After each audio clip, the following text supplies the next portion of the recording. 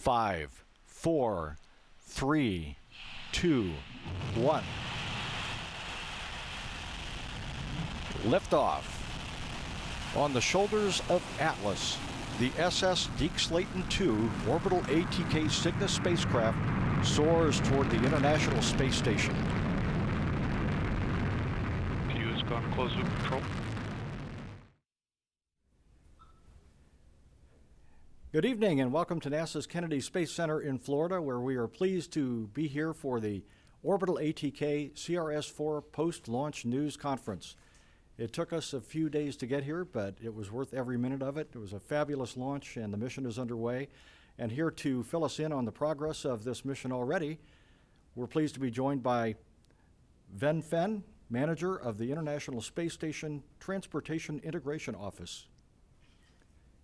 Frank Culbertson, President, Space Systems Group for Orbital ATK. And Vern Thorpe, Program Manager for NASA Missions for United Launch Alliance. Everyone is represented here. It's a great day. We'd like to start off with opening comments, and then we'll be happy to take your questions. Ven? Well, thanks, Mike, and good evening, everybody. It's a real pleasure to be here right after a spectacular launch. I wanted to congratulate and thank our partners at Orbital ATK, at ULA, as well as the range for the spectacular launch tonight of the OA4 Cygnus. The teams did a tremendous job processing and integrating over the last year, and especially over the last week, in keeping the vehicle in a very high state of readiness leading to today's launch. The ISS on orbit is in a very good configuration. We're ready for grapple by the Canadian arm and berthing to the Node 1 nadir on Wednesday around 6:10 a.m. Eastern. The onboard crew is ready and trained. Kjell Lindgren is going to be the prime robotics operator. Scott Kelly, the one-year mission crew member, is going to be the mission support, robotic support officer, and he's also ready to go, as are the mission control teams in Houston, as well as our payload ops team in Huntsville. OA4 marks the beginning of a very busy month at the space station. The Cygnus arrival on December 9th is going to be quickly followed by a departure just 2 days later of 43 Soyuz on December 11th. Then 4 days later, we'll have arrival of 45 Soyuz on December 15th. 4 days later, we'll have undocking of 60P on December 19th, and then we'll have arrival of 62P on December 23rd. And then thankfully, we go into a high beta period. We'll have no more dockings or undockings or EVAs until at least January 3rd. So on board OA4, we've got over 3,500 kilograms of hardware. That includes spare parts, consumables, research hardware, and samples that are going to enable over 300 experiments during this increment pair. All this resupply is going to get our food and other consumable supplies out there into the April, May, and beyond time frame. So again, we're very excited to see Cygnus back in orbit. It's a great day for the space station and for commercial spaceflight. And thanks very much to the very capable and professional teams at Orbital ATK, ULA, and the range. And with that, I'll hand it off to Frank. Thanks very much, Vin. And it is a great day for us. We, as a company, and speaking on behalf of Dave Thompson and the entire Orbital ATK team, we are very proud to be back in space again. Very proud of the work that everyone has done, not just in our company, but in our partners at ULA, NASA, the range, sticking with it all week to get us off the ground. But it's very exciting to finally be headed to the International Space Station again. We do have some more work ahead of us, of course, to arrive at the station, safely approach, and be grappled by the arm and berthed to the station. But we're very optimistic that's going to go very well, and looking forward to the next few days' operations. We are carrying over 3,500 kilograms of cargo, which is almost as much as we've carried on the prior 3 missions to the station. So this is the beginning of a new era in carrying large quantities to the station to keep the crew supplied and keep the experiments going. So far, things have gone very well. The solar arrays have been deployed. The prop system is working well. Guidance, navigation, and control are working, and everything is basically nominal on board the Deke Slayton II. Team is doing a handover about as we speak to the next team, and on-orbit ops, and we'll continue to monitor the spacecraft as we approach the station. We do have another mission expected in March of next year and another one later in the spring. So we have already begun preparations for that and looking forward to additional work. But right now we're focused on the great ride that we had from ULA, Vern and company. Thank you very much. Everything was about as good as it could get, and I'll blow his horn for a second. We were within 100 meters of the apogee and perigee we needed in order to get into orbit safely. That's pretty darn close. So good job. And of course, the team did a great job working through the launch countdown attempts and staying on track and staying focused, and it paid off today. So I'm looking forward to your questions. Be happy to elaborate on any of this. But in the meantime, go Deke Slayton 2, go OA4, and we're real happy to be back in space. Thank you. And now over to Vern. Hey, thanks, Frank. Well, that was an incredible launch, and it took us less than a year to get from the kickoff of this program to launch tonight. For a few days there, I was wondering if I was going to be able to say that. We had to wait a few days for the weather. When you saw the vehicle lift off tonight, you can see why wind drift was a bit of a concern. Some people say it rises slowly. I prefer the word majestic, but that's what slowed us down the last few days. I want to say congratulations to NASA, to Orbital ATK, to the ULA team, and to all of our families who support us through every one of these launch campaigns. We couldn't do it without them. I would also like to give a big thank you to the Air Force's 45th Space Wing and to the FAA, who were with us every step of the way on this. We need their support as well, and we really appreciate that. ULA is especially proud of this launch. This is our first mission to the ISS. And we put the Cygnus module into a low Earth orbit loaded with almost 8,000 pounds of cargo, as Frank said. And some interesting numbers here. We launched OA4 on our 4th attempt at 4:44 local time. So I guess the numbers just all lined up right today. Orbit insertion was very accurate. We put the Cygnus module into an orbit with an inclination of 51.6 degrees for phasing with the ISS, of course, and we put them into a circular orbit at an altitude of 124 nautical miles. And now that we've handed it off, they'll take it from here. One of our chief engineers did a little research right after the launch. This is we usually don't have to have this many attempts to launch. The last time it took 4 attempts to get an Atlas off the pad was in August of 2004. That one actually took 5. I am happy to say, though, that the vehicle, the Atlas vehicle and the Cygnus vehicle, were healthy and ready to go every time. We just had to wait for the weather conditions to be right, and that finally happened tonight. We delivered Cygnus after a flawless mission of the Atlas V vehicle. And that caps off a perfect year of 12 launches for ULA.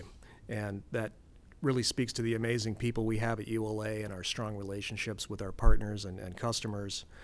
Sustained mission success, and by the way, this is our 103rd ULA launch, is only possible when our customer and the entire industry team, that includes ULA and all of our suppliers, are seamlessly integrated and focused on safely and reliably delivering these critical payloads to orbit. And you've heard us say this before, ULA is committed to success one launch at a time, and we do that for this and every mission for our customers. So thanks again to all of our mission partners who worked with us to make this OA4 Atlas V mission a success. I can hardly wait to be back here in 3 months. We're going to do it again for OA6 in March. And we've got 16 missions on our manifest next year, and ULA is looking forward to another great year. Thanks. All right. Thank you, gentlemen. Before we take your questions, there is a launch picture that we would like to show to you. This is a picture taken by Commander Scott Kelly from the International Space Station as it was flying over near the Bahamas, showing launch of the Atlas V rocket with Cygnus headed his way. And through the Little dot at the bottom of the picture. The little dot at the bottom of the picture is the rocket with the plume. Through the amazing social media, we have a picture of from the International Space Station of the vehicle headed toward the International Space Station. So now we would like to take your questions. Here in the room, please wait for the microphone. State your name and affiliation and to whom you're addressing your question. And also wanted to let you know that it's been a long day and a long several days for these folks, so we want to try to keep it short this evening. Let's start things off over here with Jason. Jason Ryan for SpaceflightInsider.com. This one goes to Frank real quick. We heard a lot about Atlas's performance allowing so much to be hoisted aloft to the ISS, but we know that the enhanced Antares is also going to have quite a punch to it. Can you, maybe not giving up too much of the secret sauce, talk about a comparison between what Atlas V is capable of as well as the new Antares we're looking forward to seeing with launch with OA5? They're basically in the same ballpark, within a few 100 kilograms. James? Oh, thanks. James Dean, Florida Today. I was actually going to ask about that Scott Kelly photo. I was just curious if any of you guys had a chance to speak directly with the crew, after launch. And I've exchanged emails with Scott, and he's real happy to see that coming his way. Emails. Okay, thanks. I was also just curious if you had not been able to get off today, would that have made things really difficult, complicated? Would you have been in a situation where you loitered for weeks potentially, or any idea when you could have got to the station if you hadn't made it by today? Actually, we've been working very closely with Ven and his team, looking at options if we were not able to launch today. As it stands now, we'll be able to approach the station on the morning of the 9th. The morning of the 10th was the cutoff for actually being able to berth the Cygnus with the station. Excuse me, the 9th was the cutoff. The 10th, we really wouldn't have time to berth because of crew operations. However, we had reached an agreement where we would be able to approach the station, reach the berthing point or the grapple point, be grappled, and then just remain on the arm until they could open open up enough time in the crew's schedule to berth us to Node 2. If we had gone later than that, then we may have had to loiter for a week or so before we could have approached the station. But we had sufficient fuel for that. Hi, Ken Kramer, Universe Today and Northeast Astronomy Forum. A quick one for Frank and Vern. Frank, is this the most thrilling, exciting Cygnus launch you've ever seen, given the mishap and the recovery? And Vern, I'm wondering, okay, this is the first ISS launch, so did this give you a nice jump on launches for commercial crew? Did it provide some good lessons learned? Thanks. They're all exciting, Ken, and every single one of them. And yeah, it's great to be back in space and have Cygnus up there, have the team working on what we are committed to doing. But they're all very exciting. Yeah, and we're looking forward to flying cargo missions in a few years. This mission definitely gave us a head start on that through our partnership with Orbital ATK. We're starting to do that, I guess, roughly about 1.5 years, 2 years earlier than we otherwise might have. Lessons learned, certainly if we fly additional cargo missions for Orbital ATK, those would essentially be reflights, so lots of lessons learned that would apply there. And lessons learned in general, yeah, a few of those too. Probably the biggest one is an understanding of the scheduling and manifesting of activities at the ISS. We got a lot of insight into that, which was necessary for us to coordinate our launch date with ISS operations. They have a manifesting process that's kind of similar to ours, but they're driven by totally different issues. But that'll help us in the future as well. Take a question here. Philip Sloss with NASAspaceflight.com for Mr. Culbertson. Can you talk about the far-field rendezvous runs you're going to be doing over the next couple of days to get you set up to do the Wednesday rendezvous? Well, I don't know how much detail you want. We'll be going through the normal process of approaching the station from below. We'll arrive at a point about 250 meters from the station early on the morning of the 9th after going through several phasing burns. We'll, of course, be monitoring the systems on board as we do that. And then, of course, once we get in range, we'll pick up the communications directly from the station so that the crew has insight into what we're doing. And, of course, Houston will be watching what we're doing. Once we receive the go from Mission Control in Houston to continue the approach to the station, we will do that autonomously and until we hit a couple of pause points on the way in, and then continue all the way into about 10 meters, where the crew will then be able to grapple us and put us in position for berthing. Jason?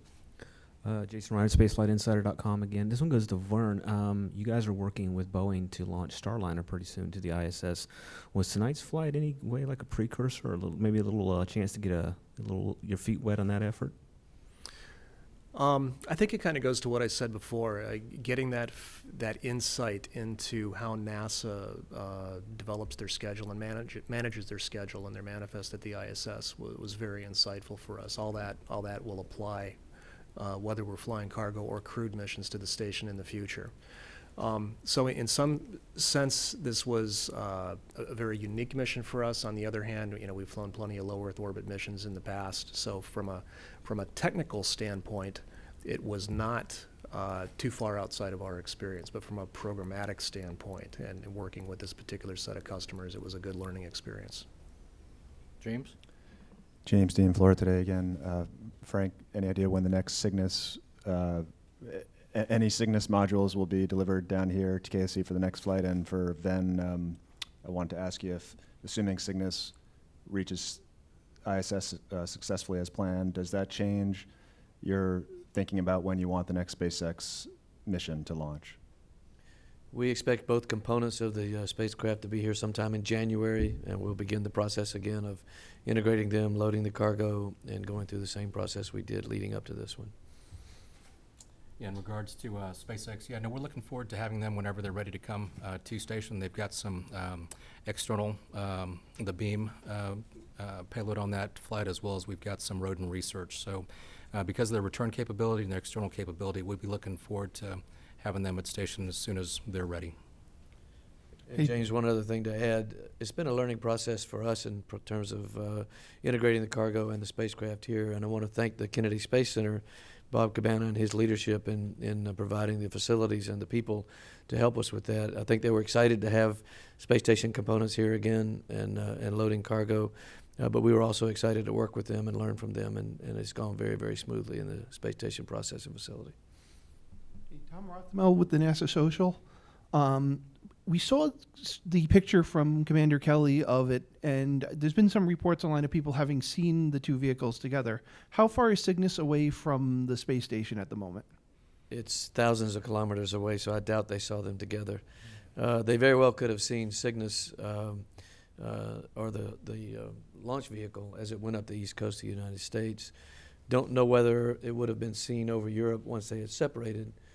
Because you had the Centaur doing its thing for re-entry and Cygnus doing its thing to continue its rendezvous with the station.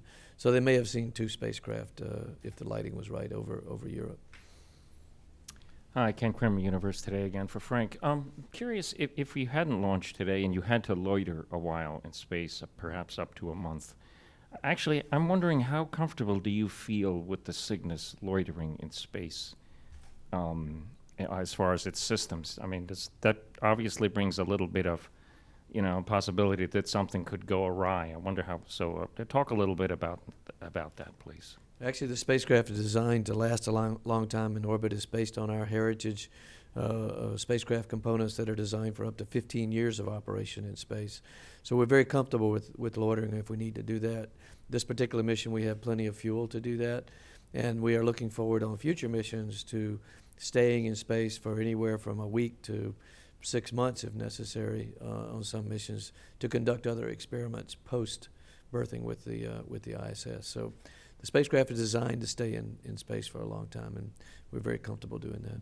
So, but I understand post departure, but more I'm interested in before arrival. You still feel very comfortable if you would have to loiter for a month in orbit? Well, you have to balance a lot of different factors here in terms of launch vehicle availability, launch window availability, the future schedule coming down the line. Getting off the pad is generally a really good thing, even if you have to stay in space for a while. And we're in a pretty calm situation when we're in space, waiting for the rendezvous. We've got plenty of power and plenty of fuel. We don't use very much per day. It's just a matter of maintaining the station, keeping with the station at a fairly long distance, and then being ready to come in when they say they're ready for us. So we're pretty comfortable doing that, and in most situations, I'd rather go ahead and get off the pad when we've got the opportunity, all things being equal. Okay, we're going to end things here. Really appreciate you coming over, and congratulations once again on a very successful launch and beginning of the Orbital ATK CRS-4 mission. Thank you all for coming as well. The next major event related to the mission will be the Grapple on Wednesday, December 9th by Kjell Lindgren using the space station arm, and NASA Television will provide live coverage of the Grapple. The Grapple should occur at approximately 6:10 a.m. Eastern Time. Between now and then, you can keep track of mission developments by going to the web at www.nasa.gov/orbitalatk. Thank you very much for coming.